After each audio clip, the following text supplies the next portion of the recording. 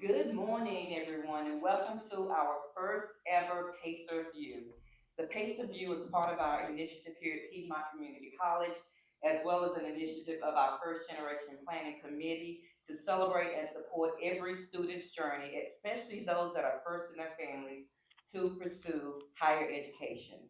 To our first generation college students, you are trailblazers. By choosing to attend college, you are opening doors not only for yourself, but for your family and our community. We recognize the unique challenges and responsibilities that you carry, and we want you to know that you belong here. Thank you. Your courage, resilience, and determination inspire us all, and know that you are important, and that we want you to feel inspired as well as supported by your college community. And before I introduce our esteemed hosts, I want to bring to your attention the two banners. You really can't see them, but on this right side here, that banner states, "Why I'm first. I am driven to succeed. I have dreams. I am goal oriented and I am focused on my future." This banner here to my right has blank panels on it. So that gives you the opportunity to look at the banner and determine what is important to you, what has inspired you to be first in your community. So thank you again for being here. We certainly do appreciate it. We have an esteemed panel, and I'm going to introduce our host. And I have a nice little script here that I'm going to try to get to. Our very own esteemed host, Christopher Davis. He is our IT program director, as well as an instructor here at Piedmont Community College, where he leads initiatives in cybersecurity, artificial intelligence, as well as workforce readiness. He is a proud native of Person County. Chris has dedicated his career to preparing the next generation of technology professionals with both technical skills and ethical responsibility. His academic journey spans from American Intercontinental University, where he earned his bachelor's degree in 2008, and then to Western Governors University, where he completed his master's in 2021. Beyond the classroom, Chris is known for blending innovation with community engagement, bringing real world applications of cybersecurity and IT into accessible learning environments. Long before his career in higher education, Chris was an active leader at Preston High School, captaining on the basketball court, ranking in the top 10 statewide for men's high jump, and serving as vice president of the drama club. Let's give that a hand clap. That's These early experiences in athletics and the arts shaped his unique ability to combine discipline, creativity, and performance in his teaching and leadership style. Today, Chris is passionate about empowering students not just to succeed in technology careers, but to grow as adaptable thinkers and ethical leaders in a rapidly changing digital world. I introduce to you Mr. Christopher Davis.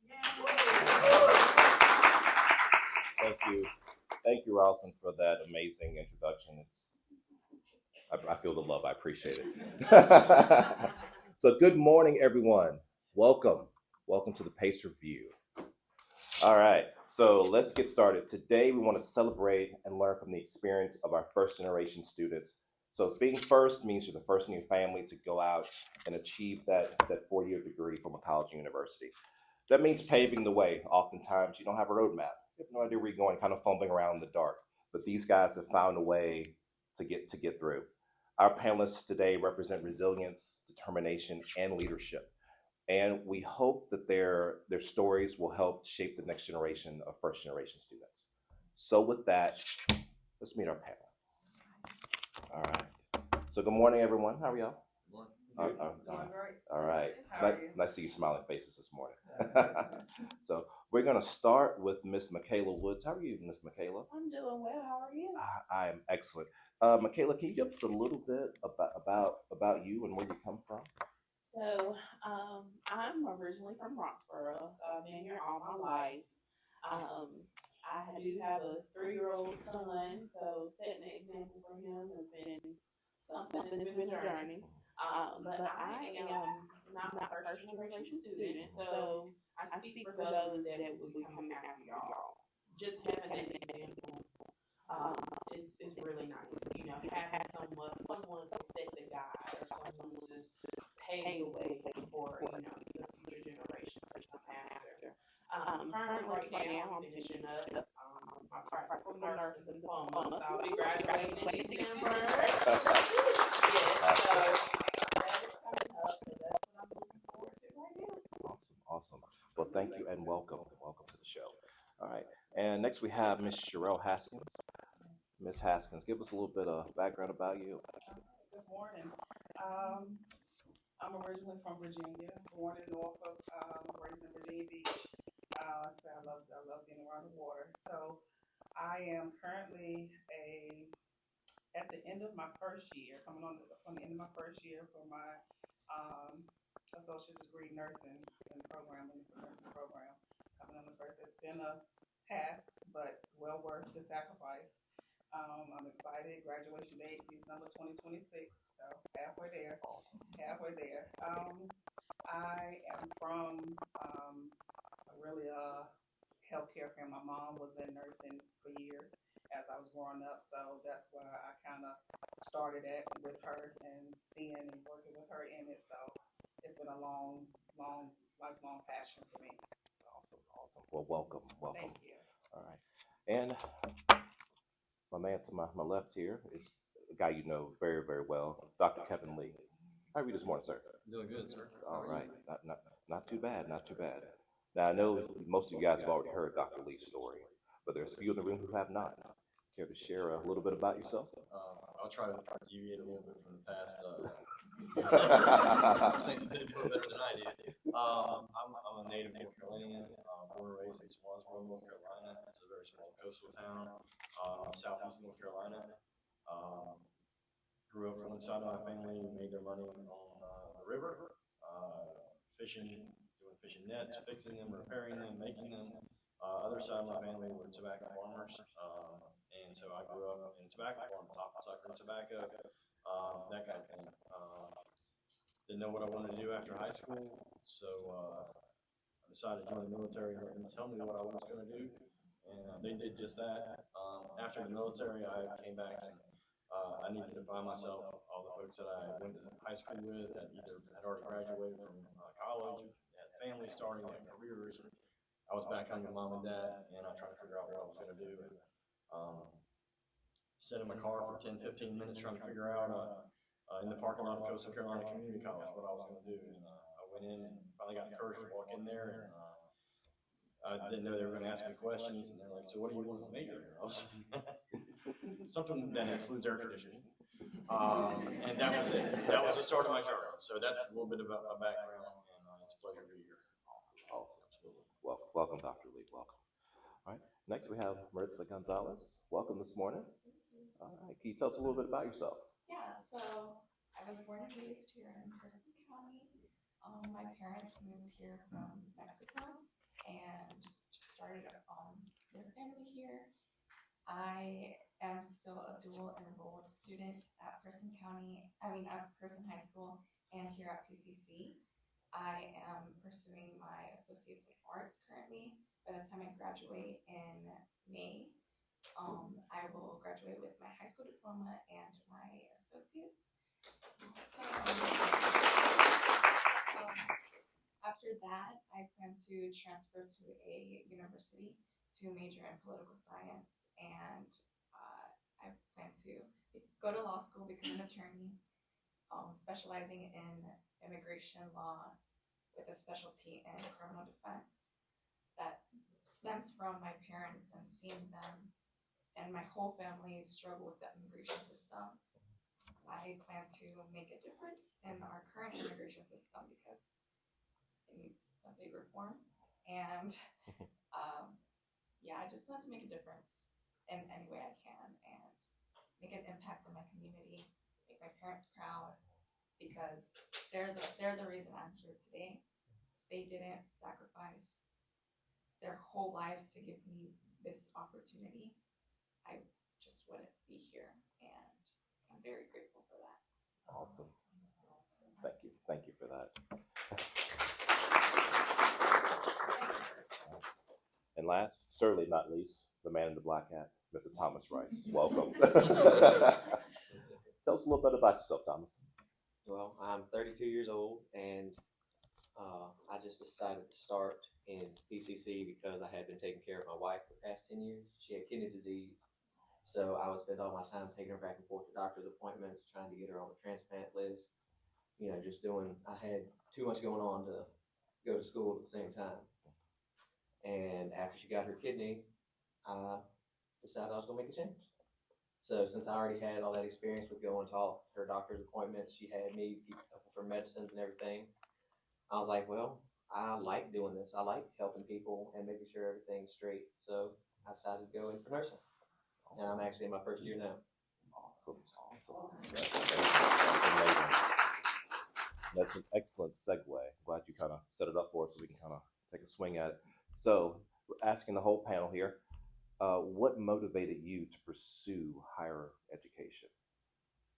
And we got some good ones over here, but I want to hear from this side of the room. My motivation initially was definitely my children. When I started back, I had the thought to go back to school. My children were young, so it was for them, so they can see, that life may change, your course may change, but you can still get it done. There's still opportunity to pursue your dreams and what you want to do. But like I said, I had to stop and start along the way. Things got in the way. And my children grew up. They're all grown and adults now, doing their thing. So now this time when I made the decision to come back, I'm doing it for me this time. And it makes a big difference and it feels great, and I'm determined to finish strong. Awesome. What about you, Dr. Lee? What motivated you? I wanted to change the cycle. To be honest, I wanted something different. I was curious. I wanted to get outside of my own zip code, as I say, just to see. It's a big world out there, and in order to have access to those opportunities, I knew that every level of education opens up more doors.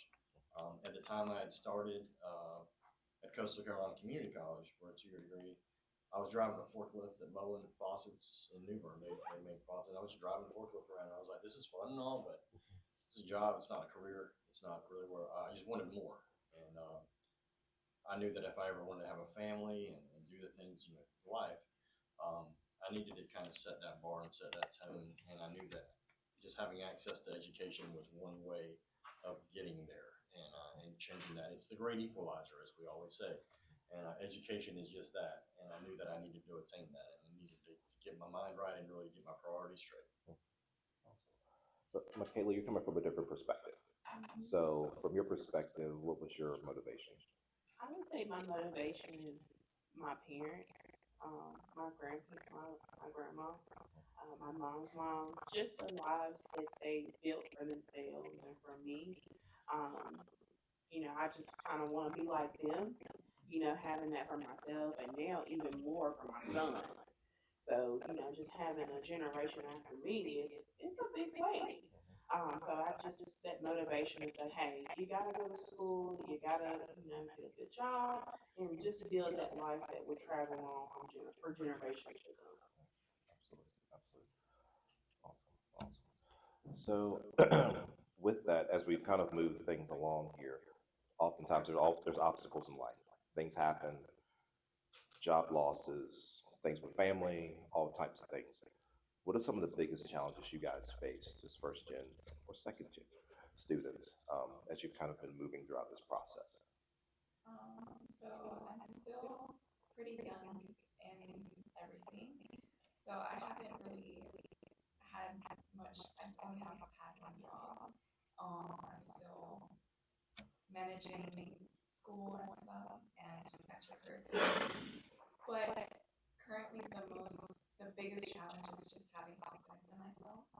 I feel like the people around me are so smart, and they have people that tell them, like their parents, telling you, "I'm so proud of you," and seeing those like small accomplishments, they get more feedback from their parents than I do. My parents don't really know what these accomplishments mean. They don't. Yes, I'm getting my associates currently, but they only see me taking classes at a community college. They don't see that degree and like how big it means. Over the summer, I was accepted into governor school, and that like once I saw that acceptance, I was like, oh my goodness, like I was just so happy, and it was a huge deal for me. And I remember going home and telling my mom, and she was like, "Oh, that's nice. You have laundry in the basket. Like, make sure you get to that." And I'm like, "Hey, I just got accepted into like laundry.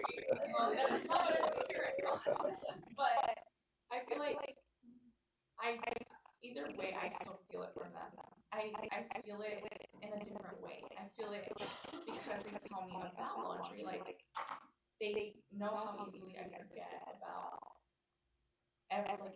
handling everything, balancing everything. So I feel her pride in her telling me like about the small things, Right. and just her grounding me in everything I do. It's different, and I'm still learning how to have confidence in myself because I can also be proud of myself. I don't necessarily need it from other people. I think for me, and I'm thinking back in those days when I was sitting out in that parking lot debating on whether or not I should be more in, because college were smart. And I like playing sports and trying to find my next girlfriend when I was in high school. That's kind of what I did. And to me, to be honest, it was about just breaking down and saying, you know what, I got to do this. And we don't know what students go through just to get from the parking lot or to the parking lot, from the parking lot to a building, through those doors. Then when I got there, to your point about, I felt like I wasn't smart. They were using words that I've never heard before. I didn't know what a FAFSA was. I didn't know what a co-rec and a pre-rec and all these terms that I'd never thought of. And it's like, I got this big bang on going back to my house. I'm looking on the internet, like Googling, like, what is a pre-rec? What is a co-rec? What does that mean? It's a whole, it was just a lot. We take for granted being in the community college system for 25 years now. Nearly is we take for granted some of the nomenclature and the vocabulary that we use when you're a first year student. You don't know what any of that stuff means, and just trying to look that up as a barrier, that was interesting. Then I felt like I was well versed. I'm like, oh, I know what this is. You know, after I had figured it out, and then I had to explain it to my parents. Just the whole process was different. To your point. I'd like to hear from some of the other panelists here. What were some of the big challenges that you faced? Initially, keeping with my comparison from the beginning, from the first time I started to try to go back, it was being a mom to 4 young children whom I had lost my first husband, which is my children's father. So I was a widow at the time and trying to, pursue and go back to school. So it was hard, and then still had to work. So, I know some people have the luxury of not having to work going to school, but I had to work, had to pay bills. 4 kids who were active in school and ministry, so it was a lot. And so I kind of lost myself in trying to balance. But this time, like I said, all my children are grown. Me and my husband now, we have empty nest, so I have much more time to study, to stay focused. So that's my challenge now is just finding time to really, balance. With my husband himself. I still work full time now, in school full time, but like my director says, Mr. Woods, Dr. Woods, he always say, it all really boils down to how bad you want it, and so you kind of make sacrifices, to make it happen. Absolutely. I think one of my biggest challenges is to, like you were saying, with the comparison. Especially being in high school, when I was in high school, there were people that I felt like were, like, I don't know, top-notch students, and I felt like I was fighting. And sometimes I still feel that way. Like, I still feel like, oh my gosh, like, I feel like I'm behind. I feel like I just don't get it. And I think that's probably like one of my biggest challenges is just that comparison, feeling like I'm supposed to be further in life. Like, I'm 23 now. And I feel like I'm just now getting started, even though I know that's not true. I'm still young. I got a lot of life ahead of me. But just seeing where some of the people that I graduated high school with, they're already like set in their career, married, kids, and everything. And I'm like, I'm still going through school. Like, I'm still trying to get there. But I think that's just one of the biggest challenges is just realizing, like, this is your journey. This is something that you're doing for you. Like, you cannot compare yourself to other people. I think that's what I have to work on, and I want other people to know that too. Like, this is for you. You do this for you. Don't worry about what the next person is doing. Like, this is your journey. However it goes, that's just how it goes. But just knowing that you're doing it for you at the end of the day. Alice, what about you? Got anything you want to add? My biggest challenge that I had was, I mentioned that I had my wife for 10 years and she got a kidney and things didn't work out in that relationship. And I had severe depression because I spent the last 10 years of my life taking care of this woman for her to not share the same feelings. So it was very hard for me to stay focused on going to school and everything and trying to put my life back together because my life revolved around her. And all of a sudden that part isn't there anymore. It can't be. You have to do everything for you. So I lost a lot of weight. I was 308 pounds at one point. So I'm down to under 200 and I plan to keep it that way. And I started going on walks, and of course, continuing my education was very important to me to show that I wasn't going to just let life keep me down. So just finding the strength to go through that kind of thing, to get through to the other side, it was hard. Yeah, and I know situations like that are very tough. And I can't stress the importance of having a good support group, family, friends, those who understand your struggle, who understand what you're going through, which is, why we're here this morning talking about these things. But there are also moments where you're going to feel isolated. So has there ever been a moment during your journey where you felt like you just didn't belong, where you just didn't fit in? And what steps did you take to kind of work your way through that dark point during your journey? My first time I got a bad grade on a test, like a bad grade on a test. It hit me hard because I've always been good at school and everything. I was always considered to be very book smart. I read really fast. I still read in my spare time. And this test, I was not as ready for it as I thought I was. And it shook my worldview a little bit there. So I was like, do I even belong here if I can't even get this test right? But I made sure to review. I cracked down on my studying and everything. And my next test, I got 100. So then I started feeling like I belonged again. Yeah, so I feel like I'm still going a bit through that right now. I feel like sometimes I feel like I don't belong, and like these opportunities are like way bigger than I am. Just like right now applying to scholarships and universities, it's a lot right now, and sometimes handling rejection can be a little bit difficult. Because in some ways, sometimes I do feel like I have a lot to offer to these schools, and I'm like, oh, so they didn't want me. But I feel like rejection is redirection sometimes, and I just move on through it, and just again comparing myself to other people, it's not the best thing, but I still do it sometimes. But I'm still trying to move on from that. Like, I'm trying to not compare because everybody's journey is different, and I'm doing this for myself, not for others. So I remember when I was in one of my first classes in my first semester, and I was working second shift at the time, and I had signed up for my classes, and I didn't quite have enough money for all my books, and that as a barrier, and just knowing that I was like, you know what, I bet everybody else has their books, and I remember thinking that, like, here I am trying to make this work, and I can't even afford my books. What am I doing here? And I talked to my faculty advisor at the time. Her name is Yvonne Leonard. She was still at Coastal Carolina Community College. She was there forever. I used to call her mom because she took care of me like a mom. And she gave me a desk copy of a book. I didn't even know what a desk copy was. Again, I had to go back and Google it. And she's like, you just got to promise that you're going to take my class. It was an intro programming class, CIS 115. And she said, you just got to promise me that you're going to take my class. Here's this book. Don't write in it. You just give it to me at the end of the semester. And I took that class, and it was like that one person gave me something. I was an only child growing up, so I didn't have siblings or anything.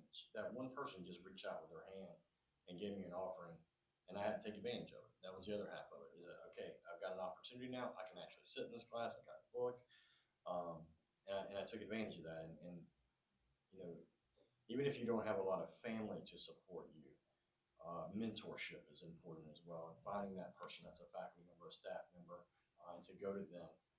That's what helped motivate me and drive me, and that was my champion that was in my corner that could always say, "You got this. Just apply yourself. It's going to be okay. Let me show you how. Stay after. Go to the office hours. Do whatever you got to do." Just having that one champion in your corner that would help support you with the pom-poms. That's what I needed. Cool deal. Awesome.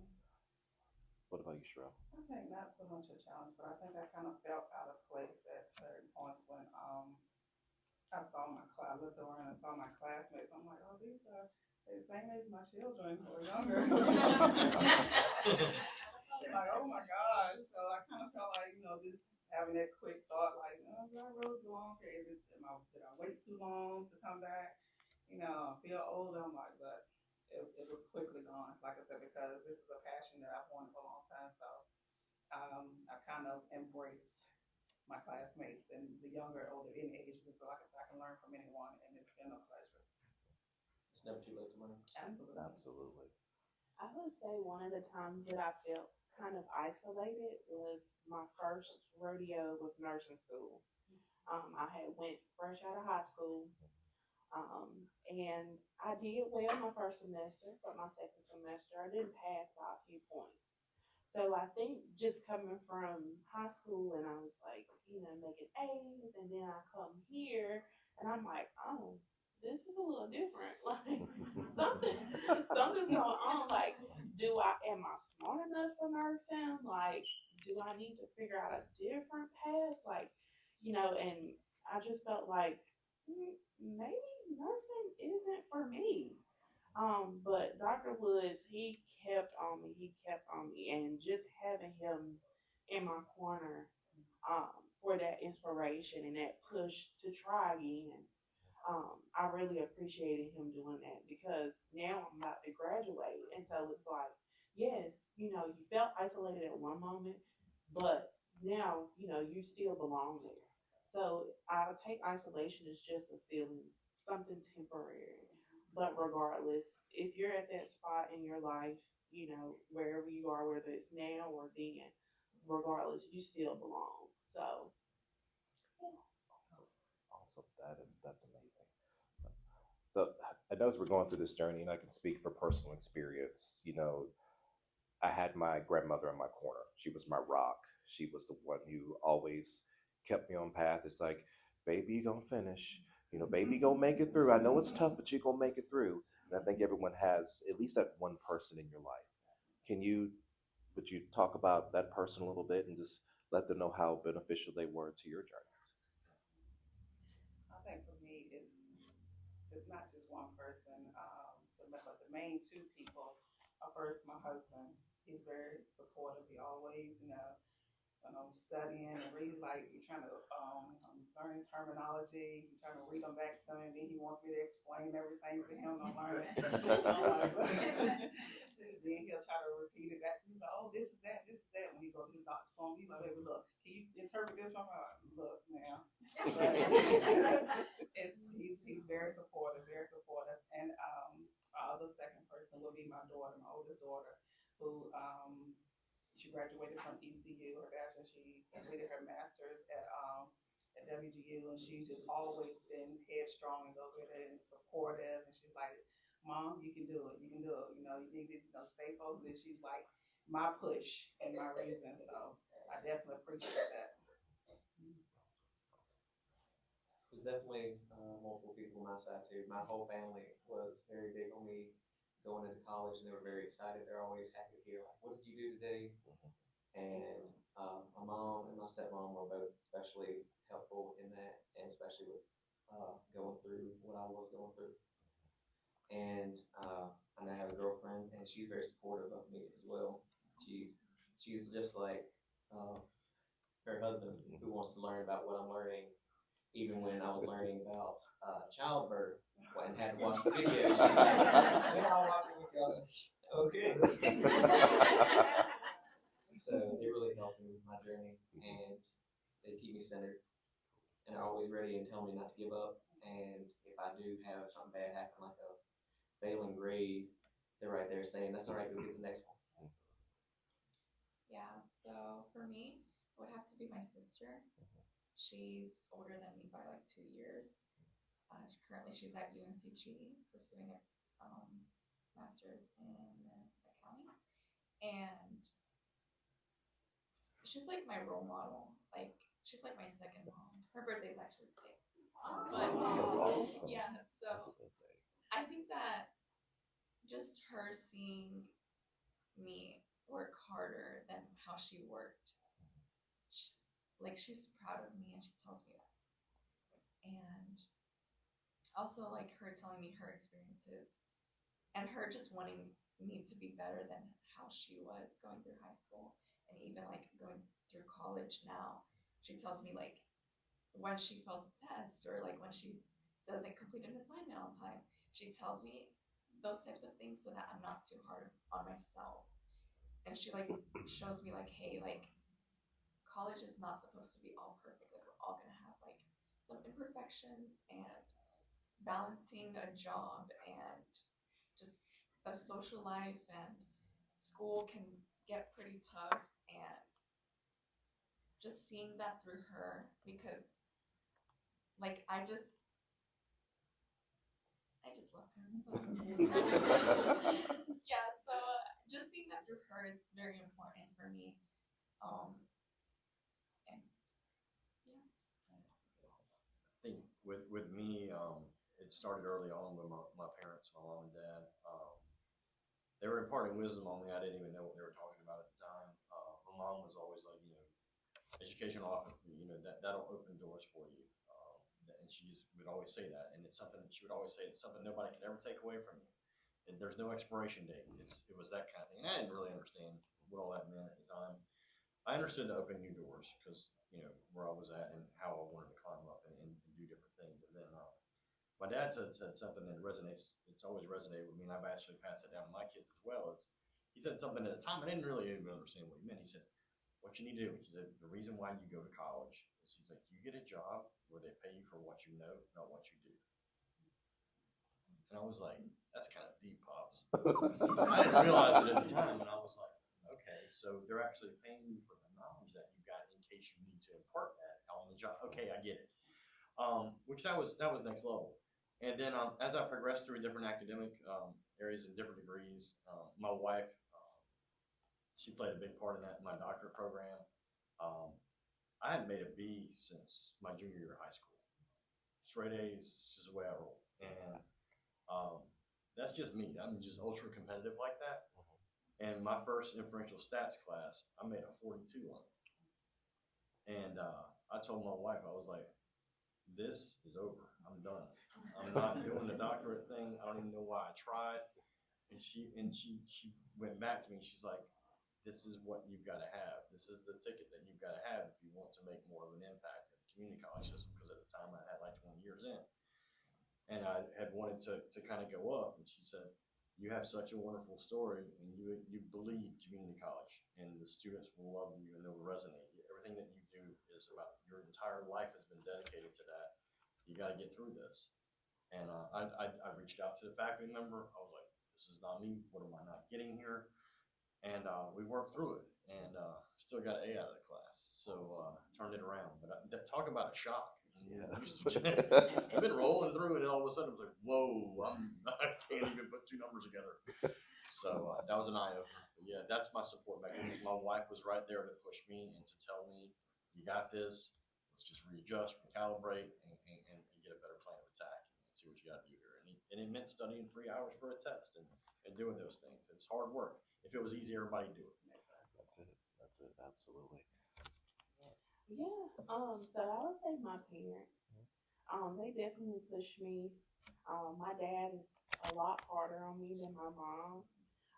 He graduated with his high school diploma, but he didn't do further education.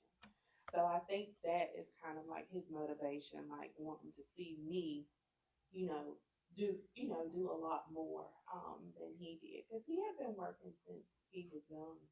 like in high school to help his family. So I think, you know, when he had me and my sister, it was like, okay, this is a product of me. I want to see them, you know, reach for the stars. So I think, you know, just having such a huge support can make things so much easier. Just having those people to cheer you on is really nice. It really is. Yeah, absolutely, absolutely. So we're all busy in our lives every single day. I don't think this guy sleeps. So, but as we're going through, you know, this our education is important, and we want to make sure we get through to that finish line because that's a personal goal we've set for ourselves. But it's also important to balance all those other pieces: spouses, girlfriends, children, other family members. How do you guys balance those responsibilities as you're going through trying to accomplish your personal goals? I would say just, you know, having that discipline. I can speak from nursing school, especially like my first time being fresh out of high school. I don't think I had that discipline to be like, you gotta study. You can't be hanging out with your friends every day and all this stuff because you know that's how young kids are. But yeah, just having that discipline to say like, this is what I'm doing right now. This is for me. I have to finish. And then just kind of setting up a schedule, you know, not getting too wrapped up in school. Having that space to say, okay, like, yes, I know I need to do this, but I also have to set aside some time for my child, some time for my husband, boyfriend, girlfriend, even your parents or grandparents, or just whoever's in your support system. Just kind of figuring out a way to get things done, but also, you know, spending time with those that love you. So. I would agree. Like Michaela said, it's definitely about finding a healthy balance because we, like I say, we all have lives to live outside of school. But for me, I kind of prioritize, school is, my one of my top priorities right now. So I kind of build around that. I set this in order, my days and everything I need to do with school and everything else is kind of built around that. So even when it comes to my job, thankfully I work at a place where they're willing to work with my schedule and all, which is perfect. So, but if not, then I would rethink that as well. But like I said, this is my product. I got into this knowing that the next 2 years would be a tight sacrifice for me and my family. But it's just finding the balance, getting to spend time with family whenever I can. Like I say, for the next couple of days, I'm on grandma duty, which I love. This is fine. So, and my husband, he's been working nights since I've been in school since January, which is perfect for me because I can get off work and come home and study. And he's out on the road driving. So, but now, past 2 weeks, he's been on days and he's throwing me off. I'm like, you got to go back tonight. There's no way I can study like I used to. But it's about finding a balance. We'll make it work.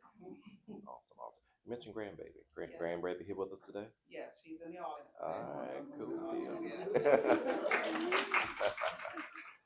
Awesome. How do you guys find balance? Again, it's all about the schedule and the discipline and your priorities. Just like her, school is first and family is very close second. Because the family was there for me when I needed it, so the least I can do is be there for them. But they also don't want to get in my way either. They want to make sure that they're not taken away from the time that I spend on studying and doing my homework and doing drawing for my anatomy class, which I suck at. But they try to keep. I try to call them at least once a day. Mm-hmm. I don't always do it like I should, like I've been trying to, but I think that they understand that it's just a sacrifice we have to make for a little bit of time. Sometimes you gotta have them be on the back burner for just a little bit, so that you can make it better for yourself and you can make it up to them later with showing them that they can do it. Because I actually want to try to get some of my family to go to college too, and not just have me be the only one. Because I want to show them that it is possible, that you can do it, you can balance your work and your life, and it is worth it in the end.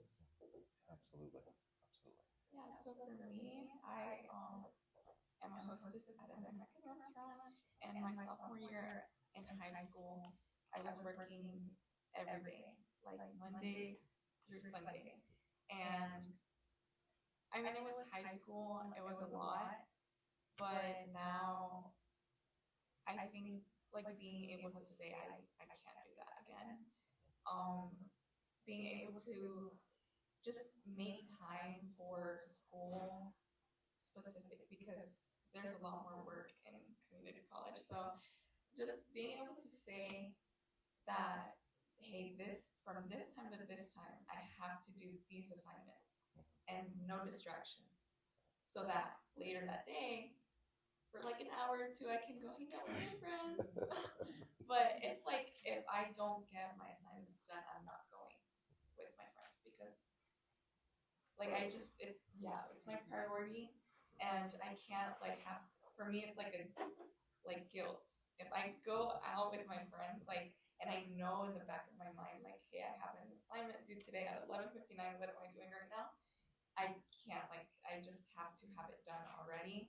Like, I'm the type of person that on Monday, once like my online classes like upload their work, that's the day that I do it for the whole week, and so that I have like the whole week to have my mind clear and just prioritize essays right now. So yeah.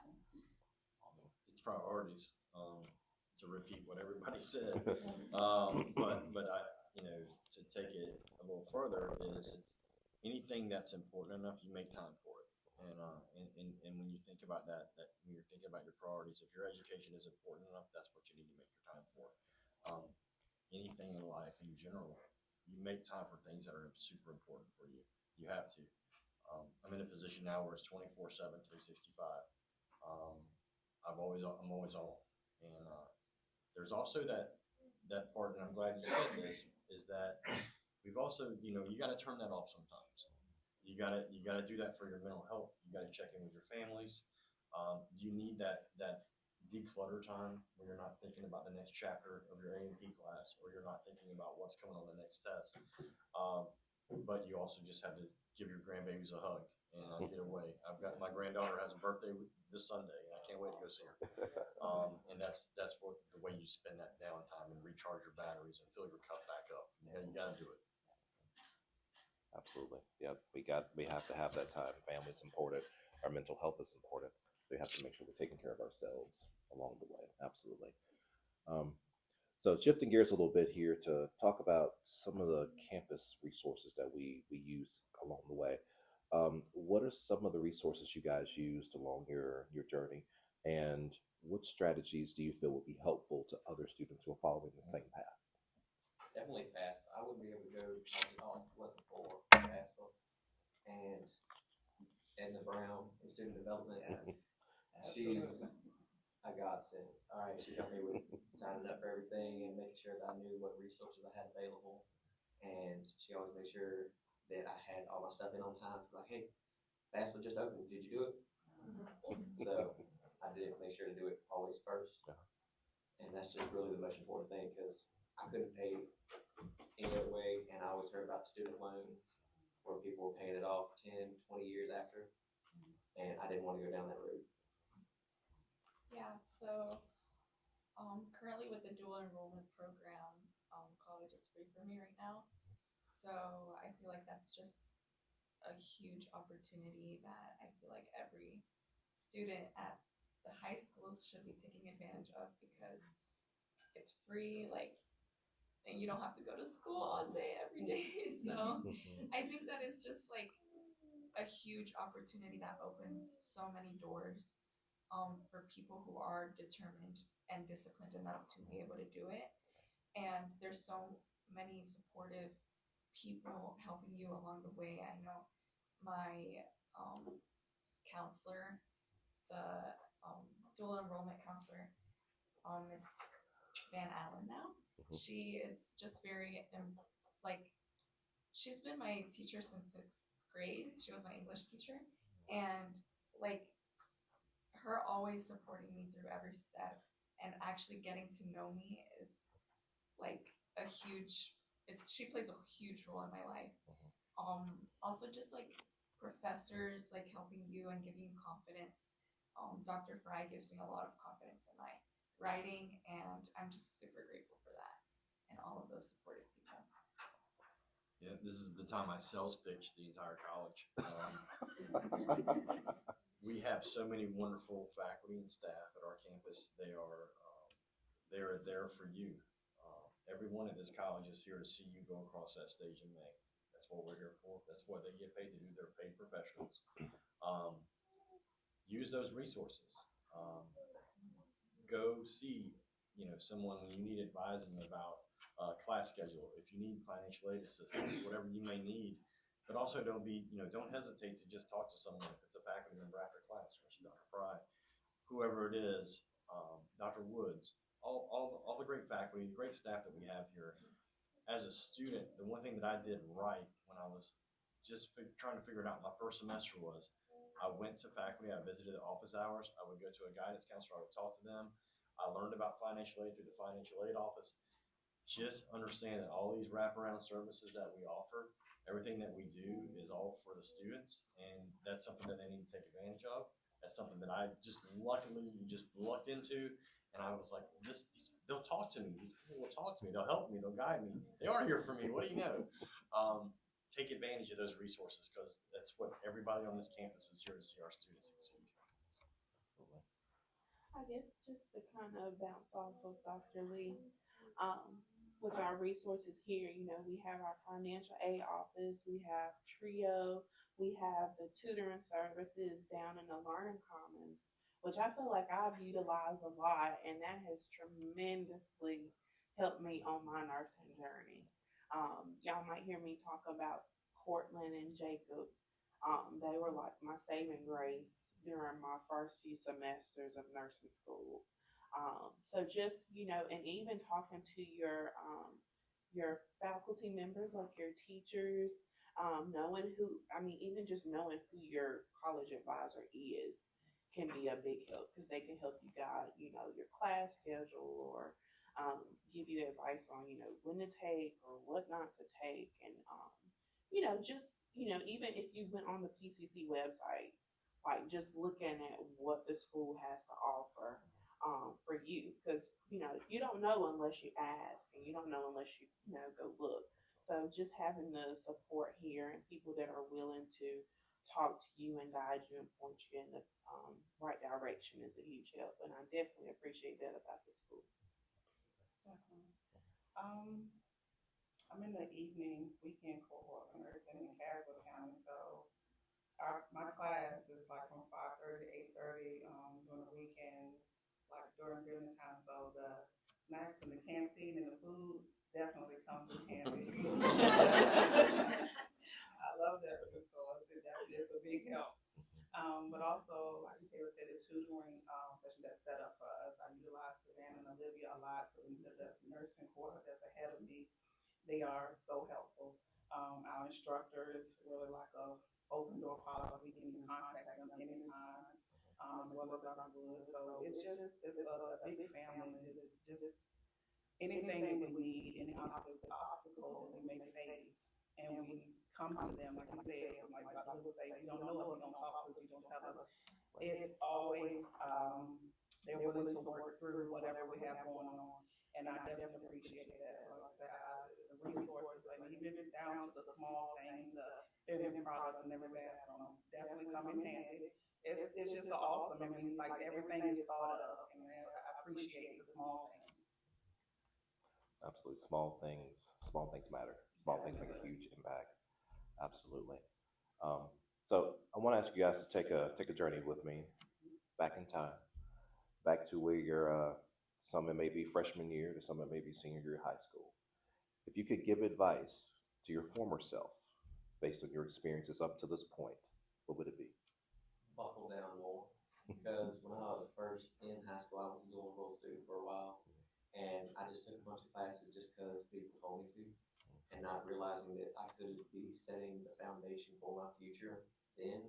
And if I had buckled down more and focused more on the things that I could use today, I wouldn't be going through as many prerequisites now, and I'd already be halfway there. Yeah, so I would just say to take advantage of every opportunity. I feel like the only reason why I'm here today in the position I am is because I took advantage of every single opportunity. It's the small things too. It's like saying yes to being on this panel right now. Just making yourself and your name known to other people. That's just huge, and one day they might write you a recommendation letter. So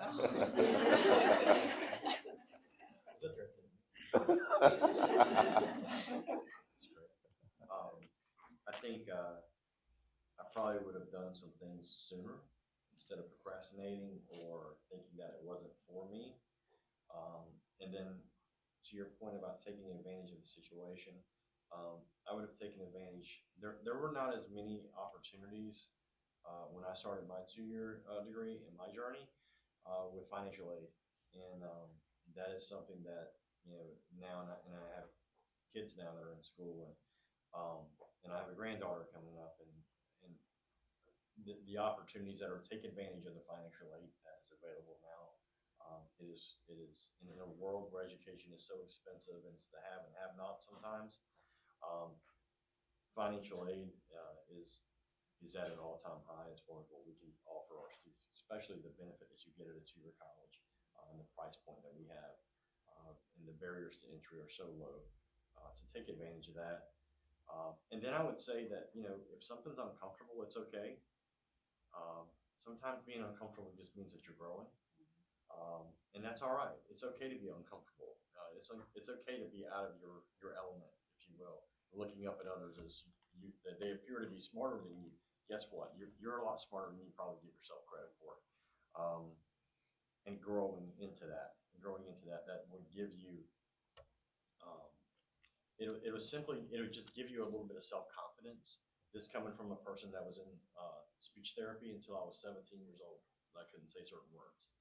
Now look, we're in here and we're talking amongst ourselves. It's that confidence that you've got to have. It's a snowball effect. That's exactly what it is.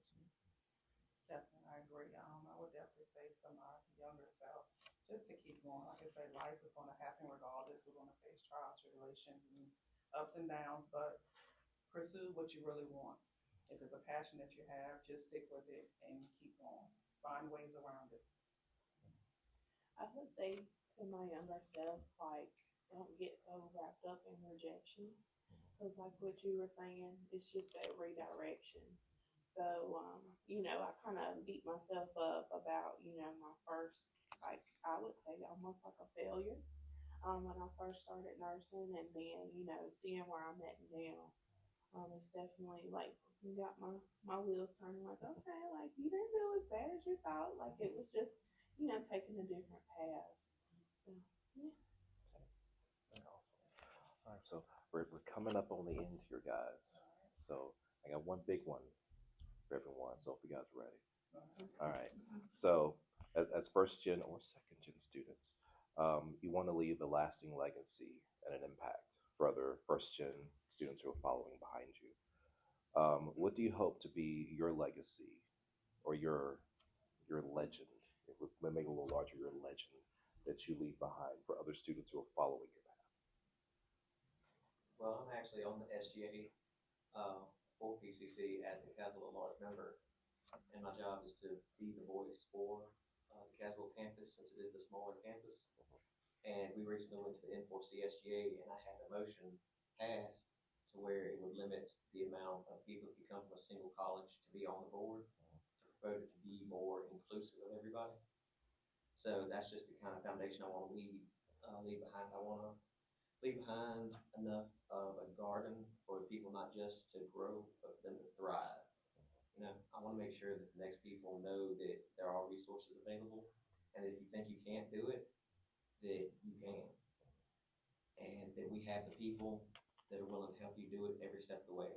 There's always so much support and community here and family. They treat you like family here. It's really the best thing I can say about PCC, and it can't be understated how welcome they always make you feel.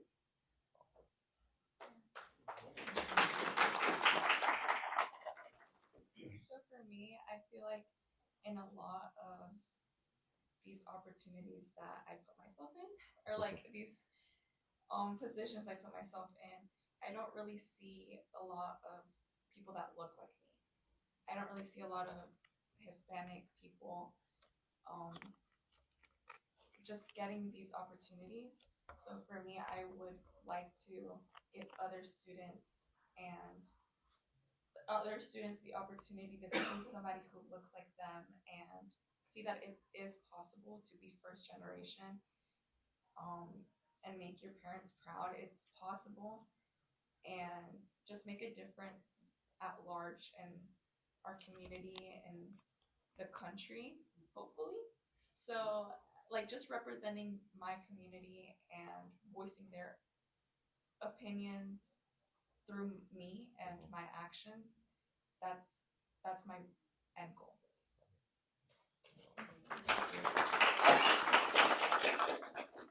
I don't even know how to follow that up.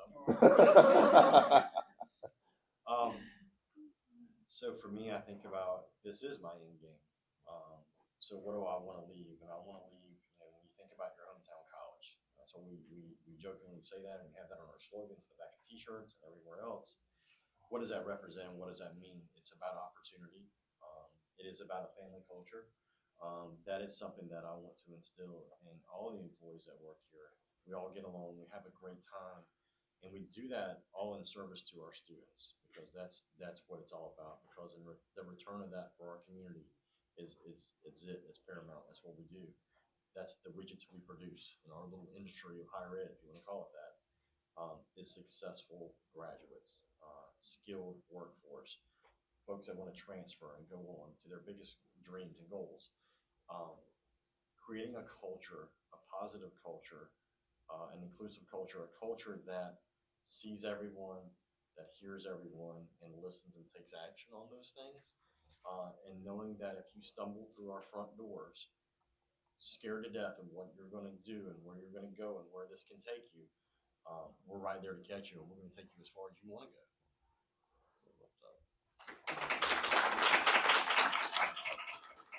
It's tough competition. It is. It is. Hard to follow. Hard to follow. I would definitely want to leave. Just want people to know and see me in on my pursuit, and to know that I was dedicated. See my dedication, my compassion, not just what I'm doing, but actually, and it's not only in school, but it's my lifestyle in general. Letting people know to keep the faith and just to stand for something bigger. This is be compassionate, and also have integrity, in what you do and what you stand for, and just displaying that. Really, that's the biggest thing for me. Just letting people see that and show that, and not only me talking it, but seeing it in my lifestyle, which means a lot to me. How people perceive me to be a better person.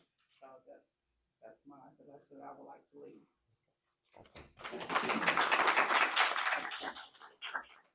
I think for me it would be just the value of education in itself. You can go a lot of places with even a certification, whether it's a degree, a license. You just don't know what you can do, especially when you come here. You might take one class and end up finishing a whole pathway. So I think just leaving behind that legacy of knowing, like, education is important. Everybody should have access to it. Everybody should be able to feel like they can do it. And, even for people that look like me, I feel like it's definitely, I feel like there is somewhat of a lack. So just setting that example and saying, like, oh, she looks like me. Like, oh, yeah, I can do it too. So yeah, just leaving that legacy of saying, like, education is valuable. Don't doubt yourself. Keep doing it. Take it one class at a time, and then you never know where you'll be.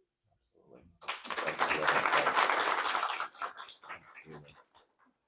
All right, so that concludes our panel discussion for this morning. You got give our panelists another round of applause.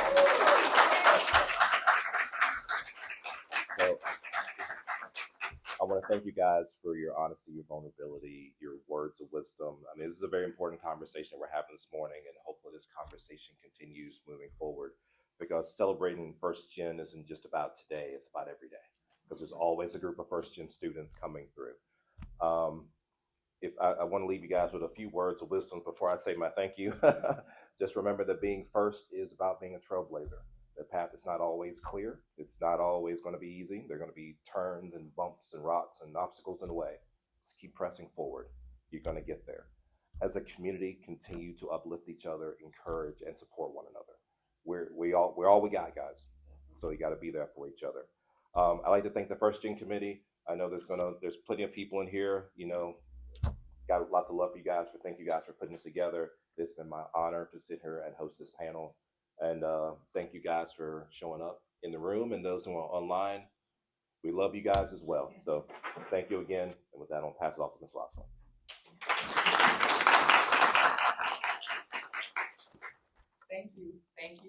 Thank you all so very much. I really don't have anything to back up. You know, this out very nicely, but thank you all for attending. Thank you to our wonderful panelists and to our wonderful and esteemed host for this event. Thank you to the First Gen Planning Committee. If you are on that committee, please kind of give a little wave. All right. The First Gen Planning Committee, we meet monthly. We try to meet monthly to discuss events and look at ways that we can better serve our First Gen community within, students. And so our First Gen Planning Committee, we are comprised of First Gen faculty, First Gen staff, First Gen college students, as well as First Gen supporters. So we meet and serving First Gen, this population is so very important to Piedmont Community College. So again, thank you for your participation. I hope that you're all walking away with nuggets of wisdom, things that you can take back to help you grow, things that you can take back to inspire the next person to continue and pursue their education, if not with us, somewhere in the community college or university system. So thank you again. And I did not introduce myself at the beginning. My name is Rosalind Cross, so thank you again.